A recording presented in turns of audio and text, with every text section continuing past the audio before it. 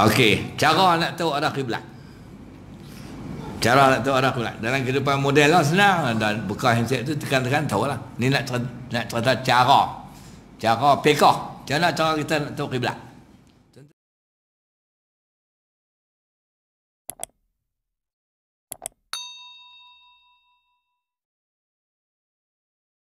Tuan-tuan tahu cara nak tahu arah kiblat? Orang dulu saya ingat matahari jatuh, betul? Matahari jatuh, matahari naik, matahari jatuh tu kiblat tu memang kita tengok lah hari-hari pun matahari dia kot juga agak-agak lah matahari jatuh, ada pengecaman ke tu. Tapi bukan semua tempat matahari jatuh tu adalah kiblat. Dan jangan silap, ada setengah tempat matahari jatuh bukan tu, dia halau matahari naik. Dia ke tu. Okey. Jadi macam mana cara nak tahu arah kiblat? Kita mudah mengetahui arah kiblat jika sembahyang dalam masjid. Kalau sembahyang dalam masjid tak tahu kiblat, gila. Dalam surau, dan sebagainya, tempat-tempat yang tunjuk arah kiblat, macam tepi dalam hotel ada tunjuk arah kiblat. Tetapi di tempat-tempat tertentu, ada tempat yang kita tak tahu, kita sukar mengetahui arah kiblat. Keadaan seperti ini mudah berlaku bagi seseorang yang dalam perjalanan, orang musafir.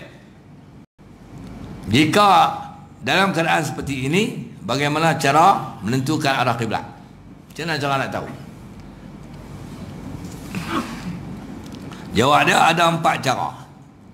Ada 4 cara untuk mengetahui kedudukan arah kiblat. 4 cara. Seseorang yang ingin solat wajib mengikut salah satu daripada 4 cara ini secara turutan atau tertib. Dia tak boleh ikut cara keempat dulu. Dia kena ikut yang pertama dulu. Lepas tu cara yang pertama tak tahu, pergi yang kedua, sehingga akhirnya yang keempat. Okey. Cara yang pertama nak tahu arah kiblat.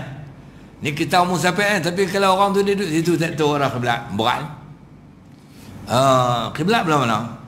Dia duduk situ, kita tanya orang, kiblat mana? Dah hang duduk mana? Ni. Hak tu kalut. Hak tu memang kalut. Okeylah. Cara yang pertama nak tahu arah kiblat, dia sedia mengetahuinya. Dia tak tahu lah. Jadi tahu lah. Macam mana cara mengetahui? Dia tak perlu bertanya orang. Cara pertama ni, tak perlu bertanya orang, seperti dia berada di dalam masjid. Dia musafir, tapi tak payah tanya orang, dia masjid, tahulah kiblat kok tu. Okey. Atau seseorang yang sudah lama meletak di sesuatu tempat dan sedia mengetahui arah kiblat. Dia musafir, tapi dia duduk lama tu. Ni hari lah, takkan tak tahu ni. Itu cara yang pertama. Pertama cari masjid lah. Begitu juga bagi seorang buta. Ini orang buta. Dia dianggap mengetahui arah kiblat jika dia berada dalam masjid, sekiranya mungkin baginya memegang dinding masjid atau mihrab imam yang boleh menunjukkan arah kiblat. Dinding masjid ni dia masuk, kalau dia masuk ni tuan-tuan ni biasanya masjid kita masuk, bahagian ni tak ada pintu, bahagian mihrab tu. Jadi orang main masjid dia cari bahagian depan, betul tak? Orang buta dia masuk bahagian depan, dia masuk dia cari dinding dulu. Dia khabar dinding, bahagian dia masuk dia sedang aku khabar ni, dia pusing, kiblat tunjuk kat tu lah. Itu pun belum tentu tepat ni. Kalau dia masuk kat tu, kalau masuk kat tu dia khabar dinding, okey lah. Masuk kat tu, dia telah habis kat tu. Tengok macam mana cara dia masuk lah. Kalau dia masuk kat tu, dinding telah ambil tu. Dia masuk kat tu, dinding dia telah ambil kat ni, betul lah kiblat. Okey. Ataupun ni cerita orang buta. Ataupun dia pergi cari mihrab tu imam. Dia jalan-jalan cari mihrab tu imam. Mihrab imam ni kan dia ni. Hak tu tempat tu dia panggil mihrab tu. Mihrab imam dia khabar apa betul ni. Ni mihrab. Confirm dia tahu itu adalah kiblat. Kiblat ke tu. Ataupun dia pergi cari mimbar. Dia cari mimbar. Ni, dia main mimbar. Dia main pijak tengah mimbar Dia tahu lah mimbar. Orang buta pun. Ni mimbar. Bila mimbar, dia turun semayang, bukan naik semayang atas mimbar. Dia jumpa mimbar tu, dia turun mimbar. Dia kata lah. Tapi kadang-kadang orang buta pun terkenal ada setengah masjid mimbar ni. Dia papi kali. Ada saya tu tak kenal tu. Ada dan kebawah masuk satu dua masjid, saya suruh Yahudi ni dulu. Saya suruh.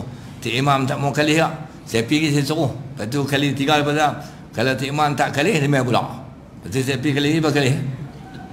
Saya kata ni bahasa kasar ni lah. Tik Imam mimbar ni, dia bahagian depan tu ni. Pasal apa pergi kelih jubuk tunjuk kat orang. Sana jubuk lah. Dia pergi jubuk. Pasal apa? Dia nak jaga soft ni, soft. Biasanya duduk belah sana. Ujung tu. Onek ke tu. Jadi dia sunnah tu tak dapat. Sunnah mimbar tu tak dapat. Dia nak jaga soft. Sebenarnya kalau kita mengaji, mimbar duduk atas soft ni dia tak putih soft. Sebab dia benar yang kekal. Yang putih soft tu macam kita buat kursi yang boleh bergerak tu. Ambil mutu orang tu. Putihnya. Kalau buh tiang mimbar tak. Kalau putih ni berat tuan-tuan, dia kat tiang putih saya. Dia tak putih. Dalam Imam Nawawi kata tak putih. Kalau orang buta dia main gagau mimbar, kalau keadaan ni putih ya. Tapi apa kali jubuk dia, dia pergi kalau tu, mayang tu. Tapi biasanya tepatlah. Okey. Itu orang buta. Kalau orang buta cari kiblat jumpa, tentu orang cari tak jumpa, play. Itu satu cara nak tahu kiblat. Kalau kita masuk masjid, tahulah. Kalau kita mana-mana kita musafir, jawab dah kita kena cari masjid. Tahulah arah kiblat ataupun surau. Cara yang kedua, kalau cara yang pertama masjid tak ada dalam bayar tu, cari tak jumpa. Contoh masjid surau ni jumpa. Buat jangan. Cara yang kedua, bertanya orang yang mengetahui kedudukan arah kiblat. Itu cara yang kedua. Kena tanya orang. Cara seperti ini digunakan oleh orang yang tidak mengetahui arah kiblat. Seperti seorang musafir yang bertanya seseorang yang bermukim. Contoh kalau dia pergi semayang di pejabat ke, di rumah orang ke, dia musafir. Sampai tak semayang lagi. Tuan rumah semayang lah. Saya tak semayang lagi, nak minta permit semayang lah. Okay. Dia bagi sejadah. Contoh dia tak hampak sejadah. Kiblat ke mana? Dia tanya tuan rumah, kiblat ke mana? Tuan rumah akan hampak sejadah tu menghala ke arah kiblat. Kiblat ke mana? Tapi kadang-kadang dia tanya, kiblat ke mana? Saya pun tak tahu. Tuan rumah. Ini sejadah lah. Sejadah ni saya sedia lah. Biasa siapa main nak semayang, sejadah dah lah. Hang tak semayang lah? Saya memanglah orang kampung tahu tak semayang. Kau kemai. Itu kau kemai. Okey. Jadi cara yang kedua ni dia cari masjid, cari surau, cara kedua adalah bertanya orang yang mengetahui arah kiblat. Cara seperti ini digunakan oleh orang yang tidak mengetahui arah kiblat. Seperti seorang musafir yang bertanya seorang yang bermukim. Ni model lagi, tapi dia tanya juga. Ni. Menggunakan alat moden untuk menentukan arah kiblat. Seperti kompas.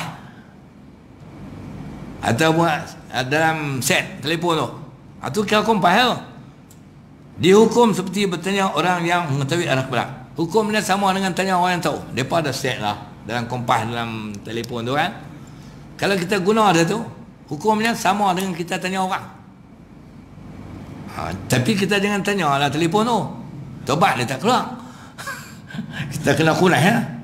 Tapi buatan kita duk kunai cari arah kiblat tu, hukumnya sama seperti bertanya orang yang tahu. Pasal apa kita tanya orang yang tahu?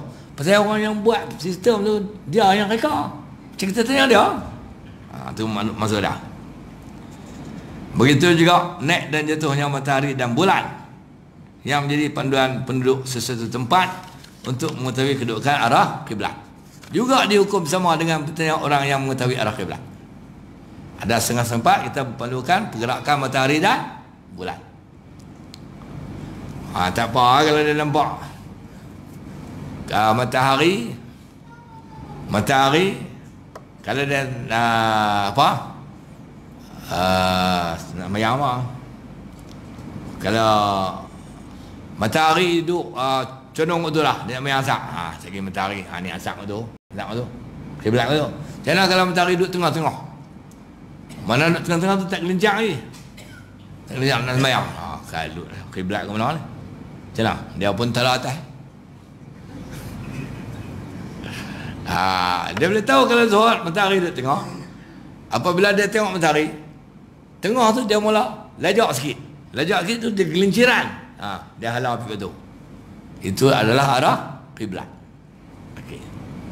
Tapi tuan-tuan jangan pegang sangat ni. Ni sahabat pergerakan matahari bulan ni bagi setengah tempat arah kiblat ada di situ. Bukan semua. Saya terkenal sekali tu. Dulu saya pergi belajar di Morocco tu sampai malam. Saya pergi seorang-seorang tu masalah saya tu. Pergi seorang-seorang macam orang pituk tu. Naik terbang, naik petang-petang, sebelum naik petang ramai-ramai lah. Kalau saya seorang, rugi syarikat tu. Saya tujuan tu, saya pergi seorang-seorang, saya tak kenal lah siapa orang terbang tu. Tentu saya sampai di Morocco malam. Sampai malam. Bila sampai malam, cakap Arab tak erti. Orang putih boleh gagah. Di Morocco orang cakap Perancis, lagi mampu dia cakap sikit-sikit tu lama je macam amuk tu ni. Tak apa. Cakap. Driver tu bawa pergi hotel. Dia bukan hotel sana, bukan macam Malaysia canggih. Dia tunjuk arah kiblat, tak ada. Tak tunjuk. Tak tahu ni lama saya tak pergi. Masa saya pergi tu. Tak ada. Haji Nafi tak ada. Tak ada, tak tunjuk arah kiblat. Tak mampu. Saya pun tanya apa nama, nak tanya, terlupa tanya ke mana kiblat. Ainal qiblah. Kalau itu boleh cakap. Saya ingat macam mana dulu matahari jatuh, matahari naik. Tanya tu arah tu, matahari jatuh belah mana? Tanya dah. Matahari jatuh belah. Dia tunjuk jatuh matahari tempat. Saya pun tunjuk tu, saya pun sembahyang. Malam, mayang Isyak. Mayang ikut matahari tu. Esok saya pergi satu tempat cerita tentang kiblat ni, rupanya sana halau matahari naik kiblat pungah. Jawab dia sembahyang kena qada. Sembahyang itu tak sah. Betul tak? Itu tak betul. Sebab tu saya nak faham matahari bulan ni bukan semua tempat. Ada setengah tempat tu dia pergerakan matahari tu, matahari jatuh tu kiblat. Ada setengah tempat matahari jatuh tu matahari naik tu adalah kiblat. Ada tengok pada tempat lah macam mana. Tapi yang tepatnya ialah, tapi kalau tempat orang pergi tak tahu kiblat, hatu betul perut dia. Kalau dia duduk di mayang di Masjid Haram, kiblat kat mana? Hatu saya tak reti nak abang. Hatu tak reti nak abang. Hatu memang bodoh.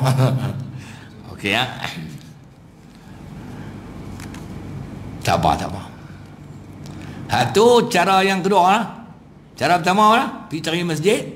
Cara yang kedua, tanya orang. Alat-alat model ni kalau kita guna dah, dihukum seperti bertanya orang. Okey. Dan cara yang ketiga, untuk mengetahui arah kiblat, beristihad, iaitu mengagak. Istihad tu maksud agak. Atau meneka kedudukan arah kiblat. Cara ini hanya boleh digunakan sekiranya gagal mendapatkan dua cara terdahulu. Cari masjid untuk sembah, tanya orang tak erti, neri-neri barat mana tak erti. Maka kita istihad agak sajalah. Agak saja. Kiblat arah ni. Mayang kita adalah sah. Okey. Dan cara yang keempat, taklid mujtahid. Hak yang pertama mujtahid kita agak. Cara yang keempat, taklid mujtahid, kita ikut orang agak. Kita ikut. Sama ada kita ikut dia sembahyang jemaah ataupun dia sembahyang siap lagu tu. Habis mayang, kita pun tengok mayang, kita pun mayang tu juga. Itu dia panggil taklid mujtahid. Cara ini digunakan oleh seorang yang tidak tahu arah kiblat. Tidak ada orang untuk bertanya, tidak ada alat untuk mengetahui arah kiblat, dan tidak tahu beristihad. Dalam keadaan seperti ini, seorang itu mengikut saja kedudukan arah kiblat yang telah diistihad seorang mujtahid. Dia tanya, dia ikut kawan tu pun tak tahu dia kau ni ya. Mujtahid ni maksudnya ni, kiblat kau mana? Sini. Hatu tak mustahil, memang confirm. Tapi kalau dia tanya satu orang, kiblat ke mana? Saya tak tahu. Anda semayang, saya semayang. Itu macam mana tak tahu. Saya semayang, saya agak kot ni. Ni. Kawan dia tanya tu, dia telah masuk cara ketiga. Dia istihad. Mayang orang empat ni, saya mayang agak kot ni. Kalau tu saya pun agak kot tu, dia turun ke mana tu? Artinya, kalau dalam keadaan dia tak boleh nak beristihad, dia yakin beristihad orang tu, dia taklid mustahil. Ni ada 4 cara untuk kita mengetahui arah kiblat. Kalau tak tahu 4 ni, macam mana? Masjid tak tahu, ngomong siapa? Masjid pun tak tahu, nak tanya orang bisu, dia fikir orang bisu semua. Tahu ni. Dia tak bisu, dia cakap pasal bisu kalau apa pandai kan? Dia. Betul. Dia nak buat tunjuk arah kiblat. Orang bisu lari, takut kena tembak.